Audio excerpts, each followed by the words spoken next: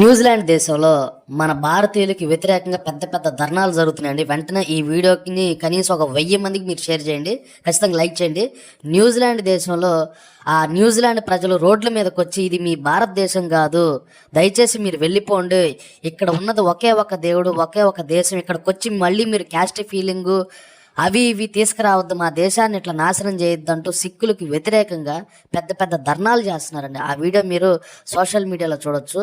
పెద్ద పెద్ద ప్లక్కార్డులు పట్టుకొని ఇది మా న్యూజిలాండ్ దేశం, ఒకే ఒక దేవుడు ఉన్నాడు, ఇక్కడ దయచేసి మీరు వచ్చి ఇట్లా నాశనం చేయొద్దు అంటూ పెద్ద పెద్ద నినాదాలు చేస్తూ వీడియోలు సోషల్ మీడియాలో బాగా వైరల్ అయినాయండి. కొంతమంది కింద కామెంట్లు చేస్తున్నారు, వేరే దేశానికి వెళ్ళినప్పుడు కొద్దిగా తగ్గుండాలి అంటూ చాలామంది వాళ్ళకి నచ్చినటువంటి కామెంట్లు పెడుతున్నారు.